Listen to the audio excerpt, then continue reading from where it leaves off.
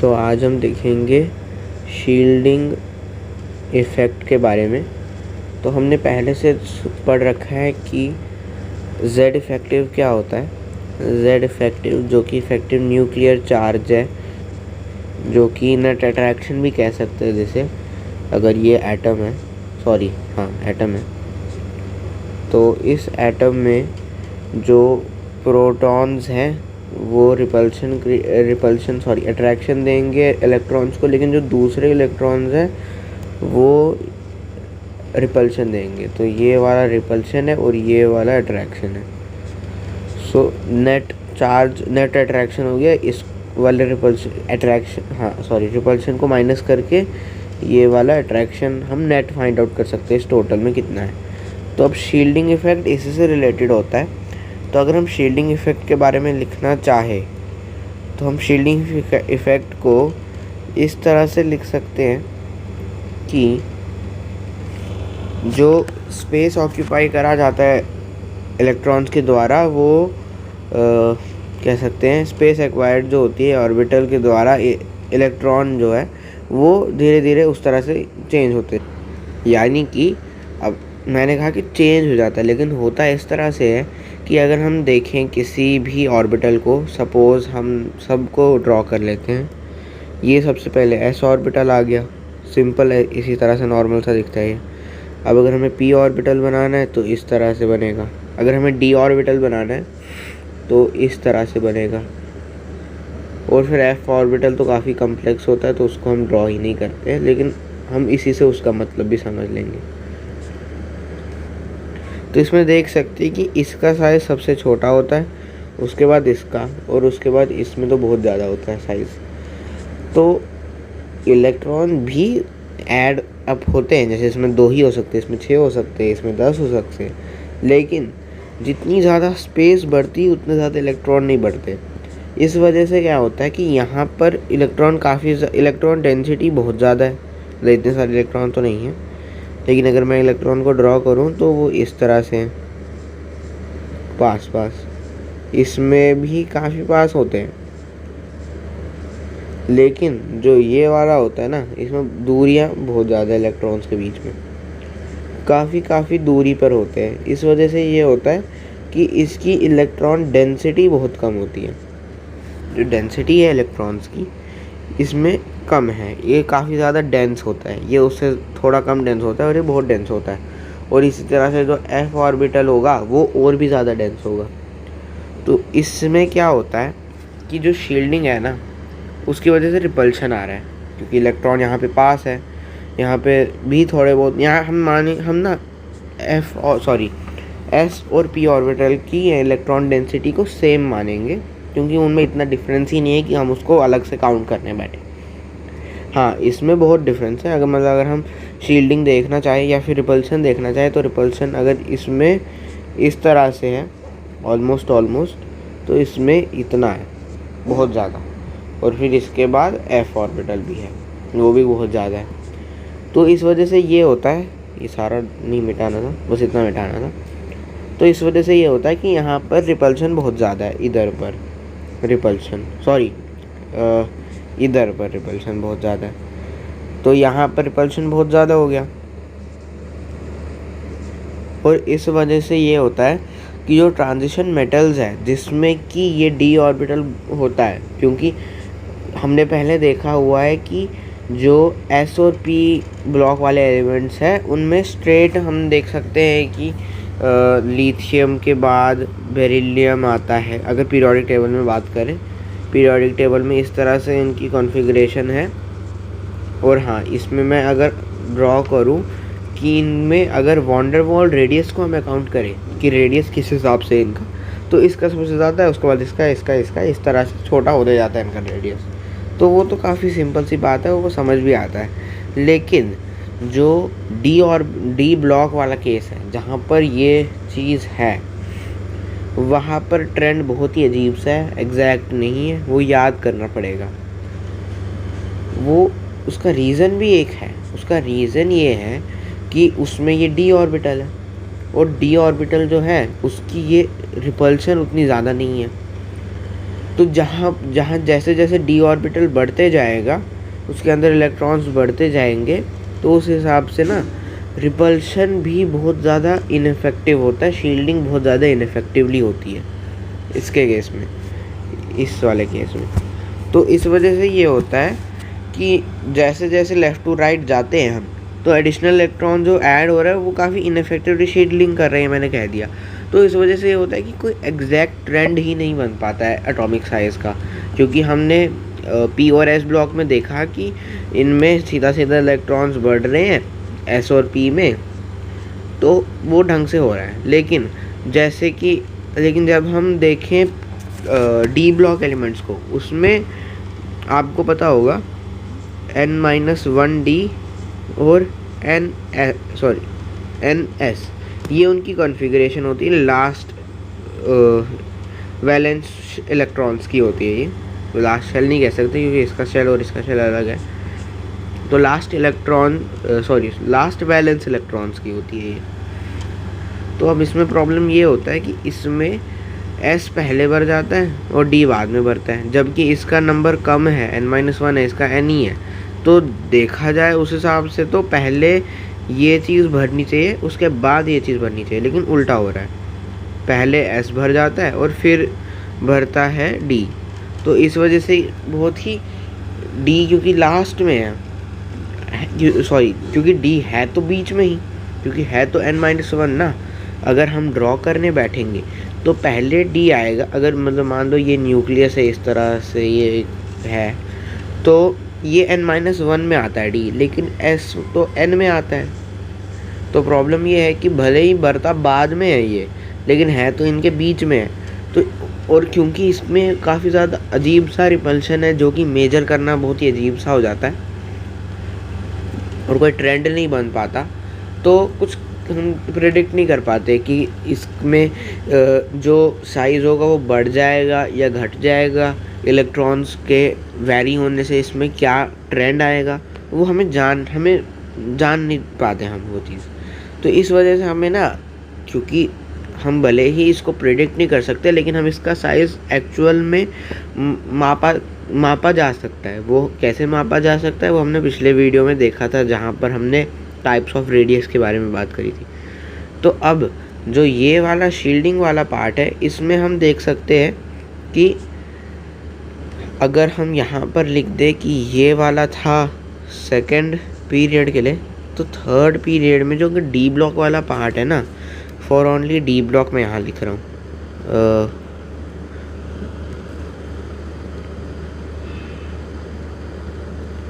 D block. तो जो D block वाला पार्ट है उसमें थर्ड पीरियड में जो होता है वो इस तरह से कॉन्फ़िगरेशन है कि पहले स्कैंडियम, उसके बाद टाइटेनियम, उसके बाद जिंक आ जाता है, जबकि zinc D block third period की डी ब्लॉक का सबसे लास्ट एलिमेंट है। फिर भी हो जाता है ऐसा obviously because of ineffective shielding due to D orbital. So उसके बाद वेनेडियम आ गया जिंक के बाद, फिर मैंगनीज आ गया, उसके बाद Cr, उसके बाद Fe। यहाँ पर मैंने ऑलमोस्ट इक्वल टू लगाया है, तो इसका भी ध्यान रखना है, क्योंकि इनमें शील्डिंग जो होती है वो ऑलमोस्ट सिमिलर सी होती है। और आगे और है, अगर मैं इसको थोड़ा सा यहाँ पे साइज़ छोटा कर दूँ ताकि और बेहतर लिख सकते हैं, ताकि तो देख सकते हैं कि इस तरह से होता है डी ब्लॉक। यहाँ पर जिंक आता है, स्कैंडियम आता है, फिर टाइटेनियम आता है, फिर जिंक आता है, फिर वेनेडियम आता है, फिर मैग्नीशियम, क्रोमियम, आयरन और कॉपर का सेम होता है ऑलमोस्ट।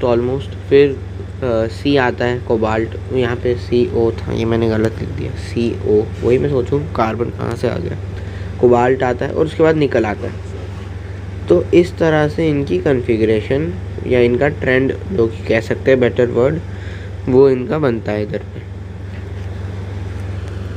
तो अब जो ये वाला पार्ट है ना, क्योंकि हम देखेंगे डी ब्लॉक काफ़ी बड़ा है, डी ब्लॉक इतना है, अगर हम पीरियोडिक टेबल ड्रॉ करने बैठें तो इस तरह से बनता है डी ब्लॉक एलिमेंट्स।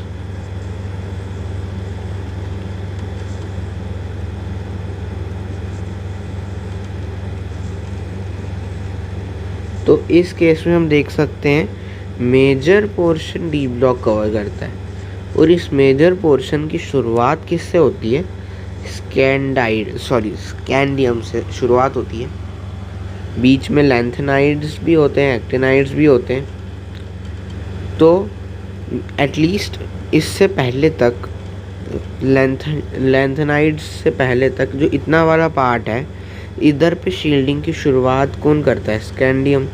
इस पार्ट में शील्डिंग की शुरुआत होती है स्कैंडियम से, वही मेन रीज़न है।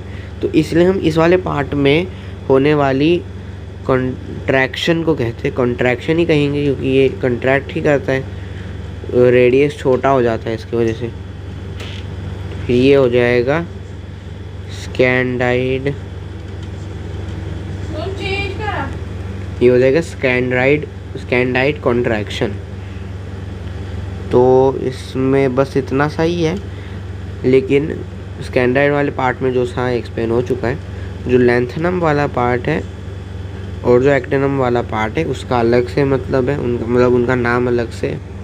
हम दोनों का अलग से नाम नहीं रखते, सिर्फ एक नाम रखा है इस वाले पार्ट का, वो है लैंथेनाइड कॉन्ट्रैक्शन। लैंथेनाइड कॉन्ट्रैक्शन इसका बन जाता है। इसमें भी सेम चीज़ है, बस फ़र्क इतना है कि इसमें एफ वाला ऑर्बिटल होता है, इसमें डी वाला। अलग ऑर्बिटल्स हैं इसमें। जैसे इसमें डी ऑर्बिटल की बात चल रही थी और ये एफ ऑर्बिटल वाली बात चल रही थी। बेसिकली है बस डी ब्लॉक इतना सही है। फिर बीच में क्योंकि लैंथेनाइड्स नीचे आते हैं, तो फिर बाकी का पार्ट फिर से डी ब्लॉक वाला पार्ट बन गया। तो अब इसी से शुरू होता है variation, periodic variation of atomic radii. तो बस इसमें फ़र्क इतना सा है कि इसमें हम बस इतना पढ़ेंगे, डिफरेंस इतना ही होगा कि जो हमने पहले शील्डिंग इफेक्ट से रिलेटेड पढ़ा उसी के बारे में अब हम उसी का रिज़ल्ट देखेंगे। तो सबसे पहले तो जनरल जो सिंपल डी एस ब्लॉक और पी ब्लॉक वाले हैं उनका तो बेसिक यही है जो मैंने कहा था।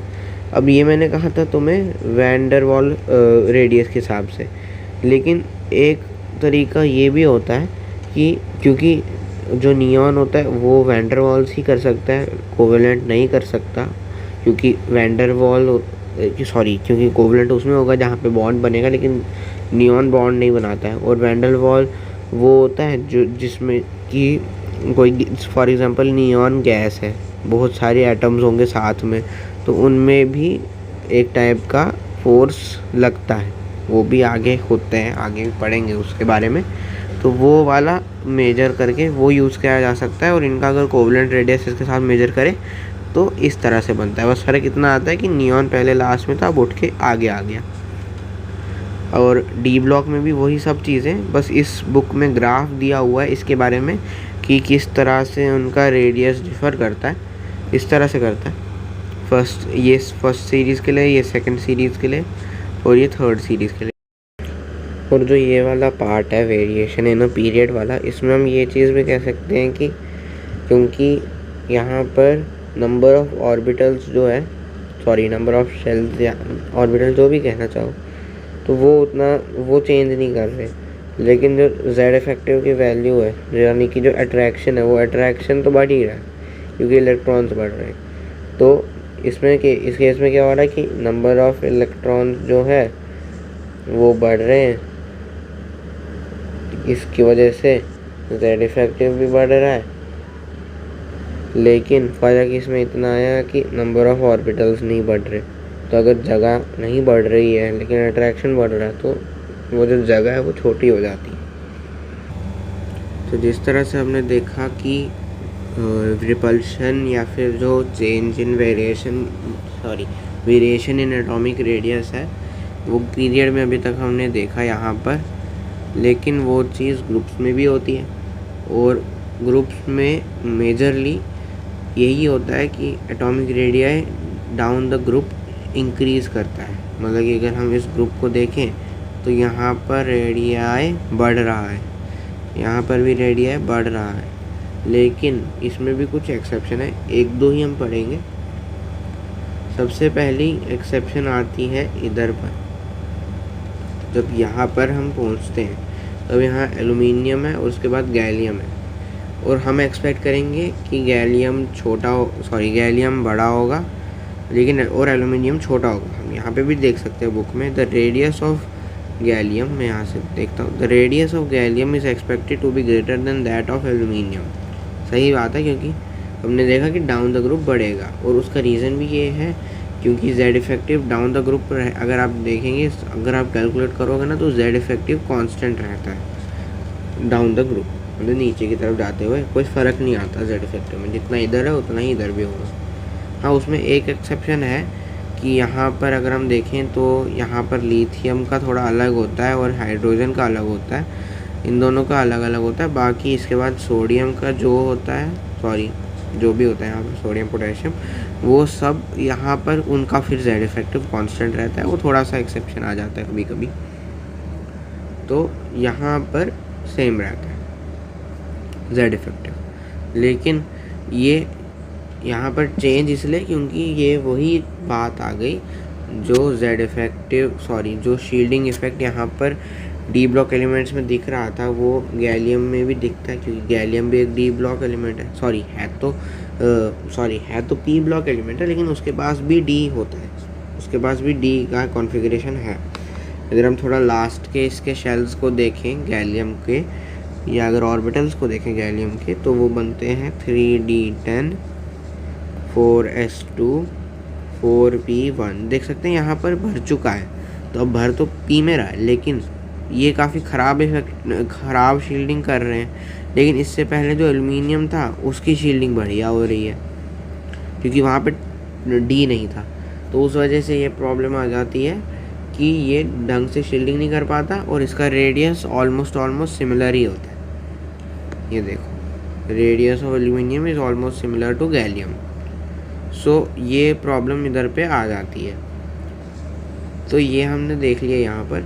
और हाँ, इसमें हम ये भी कह सकते हैं कि अगर हम एग्जैक्टली मेजर करें ना, तो कुछ केसेस में कुछ फिनोमेना, क्योंकि सराउंडिंग पे भी डिपेंड करता है, तो लेकिन अगर हम देखें ना और ढंग से इसका एग्जैक्ट रेडियस, तो इस केस में ना उल्टा हो जाता है कि गैलियम का रेडियस बड़ा निकलता है और गैलियम का रेडियस छोटा निकलता है, एल्यूमिनियम का बड़ा हो जाता है रेडियस।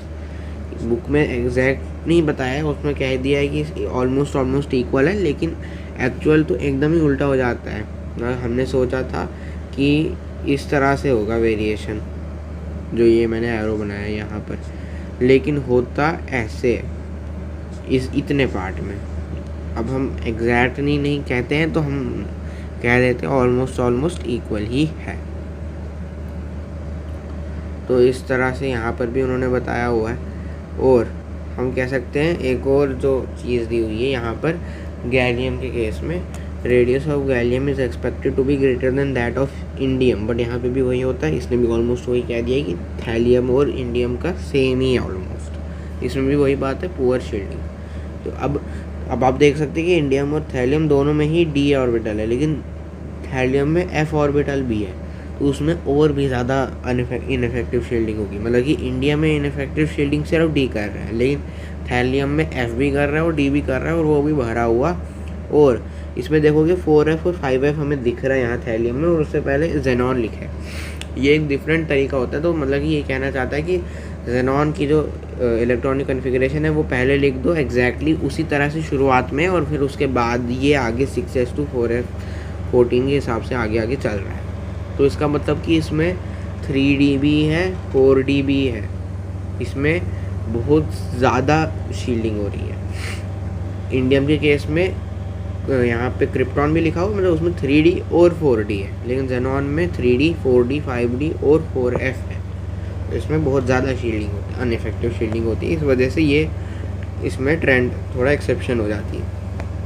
और अगर हम डी ब्लॉक एलिमेंट्स के लिए एक ट्रेंड देखना भी चाहें तो ये बनता है ऑलमोस्ट अगर हम सीरीज़ को देखें और ना कि पूरे ग्रुप को, तो 3D का रेडियस छोटा होता है, उसके बाद 4D का रेडियस, और उसके बाद 5D का रेडियस 4D का ऑलमोस्ट बराबर होता है। और देख भी सकते हैं क्योंकि 3D सीरीज़ में सिर्फ एक ही है एक डी ऑर्बिटल 3D ऑर्बिटल ही है जो इनफेक्टिव शील्डिंग कर रहा है, लेकिन 4D के सीरीज़ में 3D भी तो होगा ना। पहले ऐसा तो नहीं ना कि सिर्फ 4D भरेगा 3D नहीं होगा, दोनों भरने होंगे। और 5D में तो 3D भी होगा, 4D भी होगा और 5D तो है ही है। तो इस वजह से इनफेक्टिव शील्डिंग बढ़ रही है इधर पर। तो इस वजह से रेडियस बढ़ते जाता है, लेकिन इसमें अगर हम मेजर करें तो ऑलमोस्ट इक्वली आता है। तो इसने वैसे लिखा, बढ़ता ही होगा वैसे तो, लेकिन इसमें बहुत कम बढ़ता होगा कि ऑलरेडी इतनी इनफेक्टिव शील्डिंग हो गई कि अब जो अगला डी ऑर्बिटल होता है वो इतना दूर होता है, और ऊपर से एफ ऑर्बिटल भी आ जाता है बीच में, कि वो उतना शील्डिंग नहीं होती है उसमें, उतनी भी ज़्यादा इनफेक्टिव शील्डिंग का ना कोई रोल नहीं बढ़ता। फिर ऑलमोस्ट सेम ही रहता है, क्योंकि साइज़ तो बढ़ना ही है, वो तो सीधी सी बात है। अब ये देख लिया हमने, क्योंकि this is because radius increases as the shell increases. Shell number increase कर रहा है, रेडियस भी इंक्रीज कर रहा है। The radius of elements of 4D series is about the same as 5D series. This is due to lengthenoid contraction that causes increase in the effective value due to poor shielding of 14 f electrons. The exception of this behavior is scandium, yttrium and lanthanum. This is because there is no 4f or electron in the electronic configuration of lanthanum. lanthanum में 4f electron होते ही नहीं है, तो इस वजह से ऐसा trend दिखाई देता है। तो ये सिंपल दी जाता है, क्योंकि होता भी इसी तरह से स्कैंडियम, यट्रियम और लैंथनम एक्चुअल पीरियोडिक टेबल में भी होता है, इसमें भी होता है। अब इसमें लैंथनम में 4f नहीं है, इसलिए इसमें जैसे आपने सोचा था कि होना चाहिए था उसी तरह से बन गया। तो f ब्लॉक एलिमेंट्स में जो लैंथेनाइड्स होता है उनका वेरिएशन होता है atomic radii with increasing atomic number, और वो इन्होंने इस ग्राफ में दिया हुआ है। ये जो ग्राफ बना के दिया है इन्होंने, इसमें वही इन्होंने बताया है। तो exception are EU and YB, ये दोनों एक्सेप्शन बन जाते हैं, और इनका भी रीज़न उसी तरह से होता है, क्योंकि इसमें यहाँ पे नए f ऑर्बिटल्स या d ऑर्बिटल्स ऐड हो जाते हैं, तो इसमें और ज़्यादा इनफेक्टिव शील्डिंग हो जाती है। बाद में जब उनमें भी इलेक्ट्रॉन बढ़ने लगते हैं तो फिर वो वापस से रीसेट हो जाता है पुराने वाले में, मतलब कि पहले ऊपर पहुंच गया, लेकिन यहाँ पे लेकिन अगले ही एलिमेंट में वापस नीचे से आ गया, क्योंकि वापस से इलेक्ट्रॉन बढ़ने लग गए, तो Z इफेक्टिव भी बढ़ने लग गया। अब Z इफेक्टिव तो बढ़ना ही बढ़ना है, लेकिन यहाँ पर चीज़ ऐसी हो गई कि बीच में इस तरह से नया ऑर्बिटल ऐड होने की वजह से वो थोड़ा गड़बड़ हो गया, क्योंकि उसमें तब तक एक ही इलेक्ट्रॉन भरा होगा ना, उसमें फिर 2 होंगे, तो इस तरह से होता है। और जो एक्टिनॉइड्स है उसमें एक स्मूथ डिक्रीज होता है एटॉमिक रेडियस में from thallium to lawrencium. Lawrencium भी एक होता है उसके लास्ट में, और थैलियम शुरू में होता है। थैलियम नहीं, थोरियम, थैलियम नहीं होता, थोरियम होता है। तो वो उस तरह से इंक्रीज डिक्रीज का जो मतलब बन रहा है वो ऐसे सेट होता है।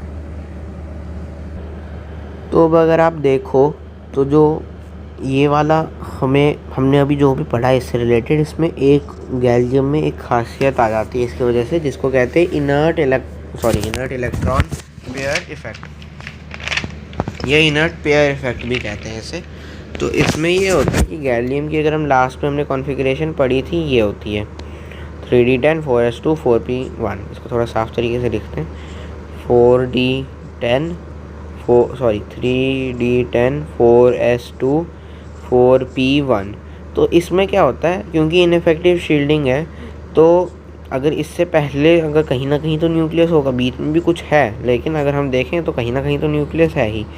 तो अगर हम इसको थोड़ा सा एक बार ऐसे बना लेते हैं, तो यहाँ बीच में कहीं ना कहीं न्यूक्लियस होगा, बीच में नहीं, हाँ बीच में ही कह सकते हैं। फिर इधर बीच में थोड़े बहुत और भी ऑर्बिटल ज़रूर होंगे, तो अगर उनको नेगलेक्ट भी करते हैं या एक काम करते हैं इससे पहले वाला बना लेते हैं, तो इसकी इनफेक्टिव शील्डिंग है। तो इसमें और इसमें अट्रैक्शन फिर भी काफ़ी रहता है, इसमें और इसमें अट्रैक्शन नहीं रहता है, क्योंकि इसके लिए तो ये करने लग जाता है ना शील्डिंग।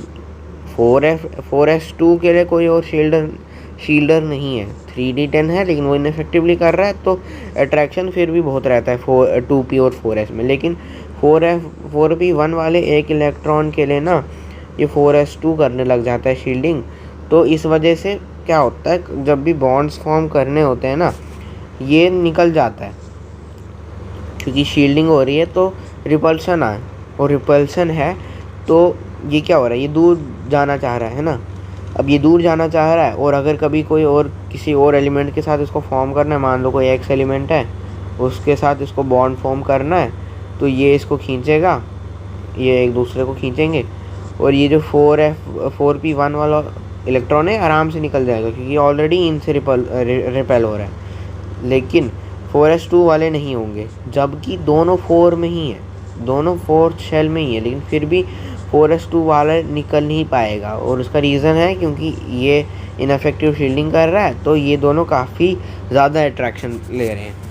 इसलिए अगर आपके पास कम एनर्जी है तो एक इलेक्ट्रॉन निकल जाएगा क्योंकि वो तो निकलना ही चाहता है, वो ऑलरेडी रिपेल हो रहा है तो वो निकलना चाहता है वहाँ से। 4s2 वाला इलेक्ट्रॉन दो जो है वो नहीं निकलना चाहते, तो उनको अगर आप एनर्जी और दोगे ना, मतलब कि ये तो नॉर्मल कंडीशन में भी हो जाएगा, लेकिन अगर आपको 4s2 को भी कंबाइन करवाना है साथ में, तो आपको पता है क्या करना पड़ेगा, आपको इसको हीट एनर्जी या किसी भी तरह से एनर्जी देनी पड़ेगी एक्स्ट्रा।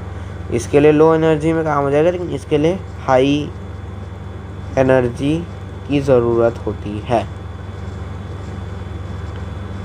हाई एनर्जी की ज़रूरत होती है, ताकि इसका जो अट्रैक्शन है, इसका ये जो अट्रैक्टिंग फोर्सेस है, इसके अपोजिट वो काम कर सके। तो ये सब इसमें होता है। तो अब अगर हम इन सब चीज़ों से रिलेटेड कुछ एक्सेप्शंस को डिस्कस करते हैं, क्योंकि हमने सारा कॉन्सेप्ट पढ़ लिया है इस वेरिएशन वाले एरिया में, बस थोड़ा और जानना है कि कहाँ कहाँ पे हो रहा है। तो हम जानते हैं कि ग्रुप में रेडियस बढ़ता है। तो इनका अगर हम इस वाले पार्ट को देखें, तो इस वाले पार्ट में इस तरह से बढ़ते जाएगा रेडियस, उल्टा बना दिया, ये थोड़ा छोटा कर देता हूँ इसका साइज़, तो इस तरह से बढ़ते जाएगा रेडियस, लेकिन इधर पे ये ऑलमोस्ट इक्वल हो जाते हैं, also because of ineffective shielding. और ये 14th ग्रुप की एक्सेप्शन थी। अब एक थर्ड ग्रुप की एक्सेप्शन को जान लेते हैं। अब हमें पता है कि ये अब आप बोलोगे कि थर्ड पीरियड में तो अभी आपने कहा था कि सेम होता है इनका, थर्ड पीरियड में सेम होता है, लेकिन एक्चुअल में इसका रिलेशन जो है वो 4th ग्रुप के साथ है। 4th ग्रुप में भी ऐसे बनता है ये वाला पहला वाला, लेकिन दूसरे वाले में क्योंकि यहाँ पर हाफनियम में आ जाता है ऑर्बिटल, तो ये ऑलमोस्ट इक्वल हो जाते हैं, और इन दोनों का भी ऑलमोस्ट इक्वल ही हो जाता है फिर, क्योंकि इसमें भी उतना डिफरेंस आता ही नहीं है। ये चीज़ ये बस एक्सेप्शन थी। और इसमें अगर मैं कुछ एक पैरा रीड करूँ तो वो कहता है इन द ग्रुप्स 4 to 14, तो मतलब कि जो 4th ग्रुप्स है, 4th ग्रुप से लेके 14th ग्रुप तक the size increases from D series to 4D series. 3D series से जो 4D सीरीज़ है, मतलब 3D सीरीज़ ये है और 4D सीरीज़ ये है, इनमें साइज़ इंक्रीज़ होता है, but the size does not increase from the 4D series to 5D series. अब इन दोनों में साइज़ इंक्रीज़ हो रहा है, क्योंकि ये देखो यहाँ पे भी इंक्रीज़ होते दिखता है, इधर पे भी इंक्रीज़ होते दिखता है, यहाँ पर दिख जाता है। ये एक एक्सेप्शन कह सकते हैं इसको। एक तरह से हम कह सकते हो नॉर्मली हमने देखा था कि नीचे नीचे बढ़ता है तो वो बढ़ रहा है उस हिसाब से, तो ठीक है। लेकिन अगर हम इन बाकियों के हिसाब से देखें तो बाकियों में क्या है कि बाकियों में ये और ये ऑलमोस्ट हर जगह ही सेम होते हैं। एग्जैक्ट डेटा मुझे नहीं पता, हो सकता है इसमें भी कोई एक्सेप्शन होगी नहीं, लेकिन फिर भी, लेकिन आप मान के चलो यही है, तो इसमें इसके हिसाब से फिर ये एक्सेप्शन बन जाता है। तो इसका भी रीज़न है क्योंकि यहाँ लैंथनम में तब तक आया ही नहीं होता है वो शील्डिंग वाला 4F, लेकिन इन 5D सीरीज़ में आ गया होता है। इस तरह से इसका बनता है। अब इस रेडियस वाले इतने बड़े से इतने वास्ट टॉपिक में जिसमें इतना सब हमने देखा, लास्ट पार्ट आता है आयोनिक रेडियस। तो इसमें बस इतना फ़र्क है कि ये आयंस की बात करता है, जब आयंस जो होते हैं उनमें किस तरह से रेडियस का ट्रेंड दिखता है। तो अगर हम देखें आयोनिक रेडियस के भी दो टाइप होंगे, एक होगा कैटायनिक रेडियस, एक होता है एनायनिक रेडियस, क्योंकि एक में इलेक्ट्रॉन ऐड होता है, एक में इलेक्ट्रॉन लूज़ होता है। अब देखते हैं जो इसने लिखा, इसको रीड करेंगे अगर। When a positive ion is formed the number of positive charges on the nucleus exceeds the number of electrons and effective nuclear charge is increased. यानी कि जब number of positive charges increase हो रहे हैं क्योंकि positive ion बन रहा है, क्योंकि अगर पॉजिटिव आयन बन रहा है मतलब कि इलेक्ट्रॉन लूज़ करता है। अगर Na है वो इलेक्ट्रॉन लूज़ करेगा, उसके पास एक इलेक्ट्रॉन है, उसका डॉट स्ट्रक्चर बनाएंगे लास्ट वाले शेल का लोएस्ट डॉट स्ट्रक्चर, तो एक इलेक्ट्रॉन होगा उसके पास, जब उसको निकाल देगा और वो ख़त्म हो जाएगा जैसे, तो इधर पे प्लस चार्ज आ जाएगा। तो जो नंबर ऑफ़ पॉजिटिव चार्ज है वो इंक्रीज़ हो जाएंगे क्योंकि नंबर ऑफ़ इलेक्ट्रॉन्स ये कम हो रहे हैं। And effective nuclear charge is increased, क्योंकि न्यूक्लियर चार्ज इसमें बढ़ जाएगा अब, क्योंकि अब इलेक्ट्रॉन्स कम ही है लेकिन पॉजिटिव चार्ज बहुत ज़्यादा है। तो मतलब कि क्योंकि इलेक्ट्रॉन्स के बीच का रिपल्सन अब कम हो जाएगा क्योंकि एक इलेक्ट्रॉन कम हो गया, और जो पॉजिटिव चार्ज था वो उतना ही, मतलब कि जो जितना चार्ज जितना फोर्स, मान लीजिए मतलब Na में कितने होते हैं, 11 होते हैं, मतलब पहले जितने प्रोटॉन्स 11 इलेक्ट्रॉन को खींच रहे थे अब बस 10 को ही खींच रहे हैं, तो मतलब कि ज़्यादा फोर्स से खींचेंगे। तो इस वजह से क्या होगा कि पॉजिटिव आयन जो होगा वो पॉजिटिव आयन जो होगा वो छोटा हो जाएगा। मतलब कि अगर एक मेटल है, क्योंकि मेटल्स ही जनरली पॉजिटिव बनाते हैं, हाइड्रोजन भी बनाता है लेकिन उसकी बात अलग है। अगर हम सिंपल माने कि मेटल्स है, फॉर एग्जाम्पल ले रहे हैं ना, क्योंकि अगर हम तो मेटल्स तो सारे ही यही करते हैं, पॉजिटिव आयन्स बनाते हैं। तो अगर उन्होंने एक इलेक्ट्रॉन छोड़ दिया और अगर उन्होंने अपना आयन बना दिया जो कि कैटायन होता है, तो उसका रेडियस जो होता है बहुत छोटा हो जाता है, और सोडियम के केस में तो बहुत ही ज़्यादा छोटा हो जाएगा। यही मैंने एक्सेप्शन भी ली हुई है, एक्सेप्शन नहीं कह सकते इसको, एक तरह से कह सकते हैं इसी का एक पार्ट है, ये पॉइंट है। Na और Na+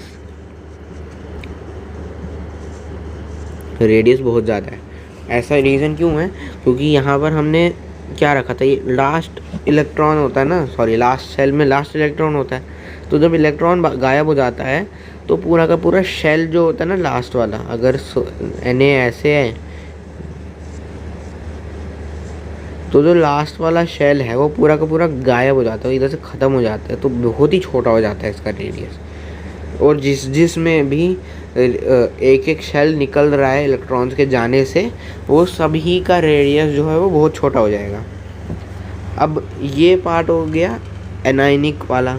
अब जब नेगेटिव आयन फॉर्म होता है तब इलेक्ट्रॉन ऐड होते हैं और इफेक्टिव न्यूक्लियर चार्ज जो होता है वो कम हो जाता है, क्योंकि अब इलेक्ट्रॉन्स बढ़ रहे हैं। अच्छा, अब एक चीज़ देखोगे, आप ये भी कह सकते थे पहले कि प्रोटॉन्स बढ़ रहे हैं, सॉरी प्रोटॉन्स कांस्टेंट है।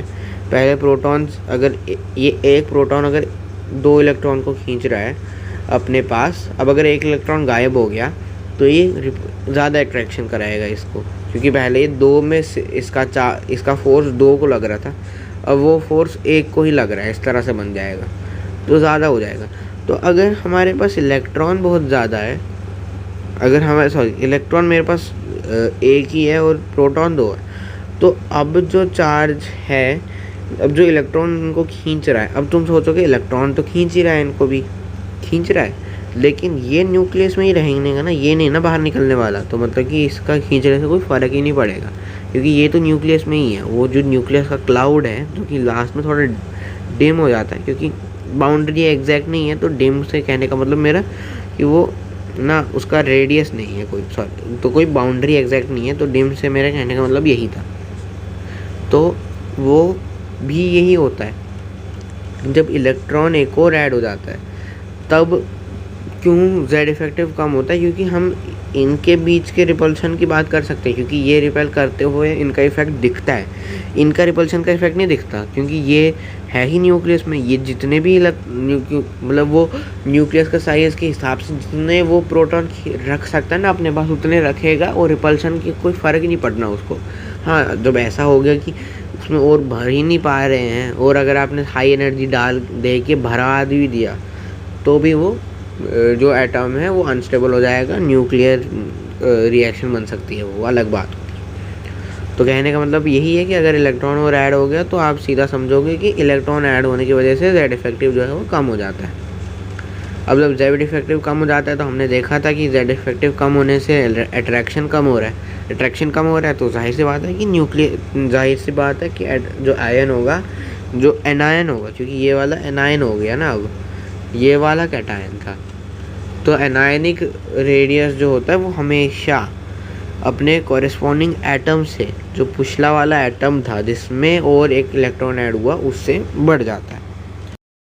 तो अगर हम ऑक्सीजन के केस में देखें, या फिर मतलब एग्जांपल फॉर एनायन, ऑक्सीजन के केस में ऐसा होता है कि जिस तरह से बहुत ही ज़्यादा ड्रास्टिकली चेंज हो रहा था सोडियम में रेडियस, उस तरह से ऑक्सीजन में भी होता है और कुछ नॉन मेटल्स में भी होता है। लेकिन उनका रीज़न ये नहीं हो सकता कि शेल एक कम्प्लीटली ऐड हो गया, क्योंकि वो तो हमें अपना उनका लास्ट आउटरमोस्ट शेल जो होता है उसमें ऑलरेडी 6-7 इलेक्ट्रॉन होते हैं ऑलमोस्ट, किसी में 5 भी होते हैं, तो वो 2-3-1 इलेक्ट्रॉन ऐड करके उस शेल को कंप्लीट करता है, कोई एक नया शेल नहीं बना लेता। तो उनमें रेडियस इस वजह से बढ़ता है कि 2 या 3 इलेक्ट्रॉन जब ऐड होते हैं तो उनमें रिपल्शन बहुत ज़्यादा हो जाता है, इस वजह से रेडियस बढ़ता है उनका। तो इस तरह से हमारे पास कुछ फैक्ट्स हैं, जैसे जो स्मॉलेस्ट कैटायन होता है वो H+ होता है, क्योंकि वो अपना एक इलेक्ट्रॉन जब निकाल देता है तो वो सिंपली प्रोटॉन बनता है, क्योंकि H ऐसे है, उसका एक इलेक्ट्रॉन बाहर है, जब वो इलेक्ट्रॉन ये भी लूज़ कर देता है तो वो बस उसका न्यूक्लियस ही बचता है, तो इसलिए वो स्मॉलेस्ट कैटायन है।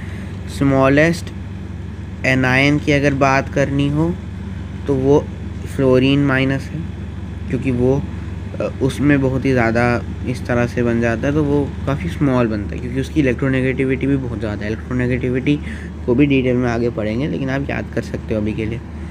अब अगर लार्जेस्ट कैटायन को देखना हो तो लार्जेस्ट कैटायन होता है सीजियम पॉजिटिव, इसका होता है लोएस्ट आयोनाइजेशन एनर्जी, और इनसे रिलेटेड जितने भी मतलब है ना, इन सारी अभी जो मैं ये चीज़ें बोल रहा हूँ इनसे इनका मतलब भी समझ जाएगा, लेकिन आगे के टॉपिक्स डिस्कस होने के बाद। अब इसी तरह से लार्जेस्ट एनायन होता है आयोडीन माइनस। आयोडीन माइनस होता है लार्जेस्ट एनायन, उसमें एक इलेक्ट्रॉन ऐड करने के बाद बहुत ही ज़्यादा बड़ा उसका रेडियस बन जाता है। और अगर एक नोट वाली बात करें हम, तो नोट में हम ये लिख सकते हैं कि जो H नेगेटिव होता है उसका रेडियस ऑलमोस्ट ब्रोमीन के बराबर ही होता है। ये एक फैक्ट है, इसको भी आप रख सकते हो। बाकी इसमें अभी और कुछ बचा नहीं, तो इसके बाद जो यहाँ पे कुछ फ्रेंड्स दिए हुए हैं तो इनको याद करना ज़रूरी नहीं है, लेकिन आप देख सकते हो ये अभी खुला हुआ है, तो आपको अगर कुछ भी याद करना हो इसमें से आप कर सकते हो बेशक। मैं इसको फुल्ली खोल लेता हूँ ताकि अगर स्क्रीनशॉट चाहिए तो वो भी आप ले सकते हो। ये बन गया, ये चीज़ें हैं बस इसमें, बस इतना ही है। उसके बाद तो आयोनाइजेशन एनर्जी है वो अगले लेक्चर वगैरह में देखेंगे। बाय। तो इसमें मैं एक चीज़ पढ़ रहा था जो मेरे को लगता है इम्पोर्टेंट है, तो ये भी बता देता हूँ। जो आइसो इलेक्ट्रॉनिक स्पीशीज़ होती हैं, मैं 1 सेकंड के लिए ये कर देता हूँ यहाँ पर ऑन। तो जो आइसो इलेक्ट्रॉनिक स्पीशीज़ हैं उनके लिए भी एक ट्रेंड है, उनका भी पता होना चाहिए। ये उनका ट्रेंड है, जिसमें कि अगर हम देखें स्मॉलेस्ट जो एनायन होता है वो हमने देखा F- है, और H- इसलिए नहीं होता क्योंकि उसका जो इलेक्ट्रॉन बाय प्रोटॉन रेशियो वो 2 है, मतलब कि उसमें इलेक्ट्रॉन 2 है, प्रोटॉन बस 1 ही है, तो उस वजह से भी उसका काफ़ी रेडियस डिफरेंट है, और सबसे ज़्यादा छोटा एनायन नहीं बन पाता है वो। और इसमें अगर एक ऐसा भी ट्रिक होता है कि आइसो इलेक्ट्रॉनिक स्पीशीज़ हैं क्योंकि ये सारी, तो इनमें अगर आपको देखना है आप इलेक्ट्रॉन देख सकते हो, सबके इलेक्ट्रॉन तो 10 ही हैं, लेकिन प्रोटॉन डिफरेंट होंगे। इसके 7 हैं, इसके 6 हैं, इसके 8, इसके 9, इसके 11 होते हैं, इसके 12 होते हैं, इसके 13 होते हैं। तो आप इलेक्ट्रॉन बाय प्रोटॉन रेशियो निकालोगे तो उससे से आप देख सकते हो। इसमें जैसे इसमें 10/13 आएगा तो सबसे छोटा रेशियो है, 10/12 आएगा तो उस तरह से ये वैरी कर रहा है। तो जिसका भी इलेक्ट्रॉन बाय प्रोटॉन रेशियो सबसे छोटा है, जो कि इस केस में एल्यूमिनियम का सबसे छोटा इलेक्ट्रॉन बाय प्रोटॉन रेशियो वो है 10/13, और कार्बन का सबसे बड़ा इलेक्ट्रॉन रेशियो वो है 10/6। तो इसको देख सकते हो, कैलकुलेट करोगे तो ये कार्बन वाला बड़ा आएगा, तो इसका रेडियस भी बड़ा है, देख सकते हो यहाँ पर रेडियस भी कार्बन 4- का सबसे बड़ा है और Al3- का सबसे छोटा है। तो इस तरह से ये चीज़ें हैं। बाकी कुछ और ट्रेंड्स भी हैं, इनको भी पढ़ सकते हैं, इनको यहीं से पढ़ लो आप, वैसे ये रटने की ज़रूरत नहीं है, लेकिन फिर भी ओके। तब तक के लिए बाय।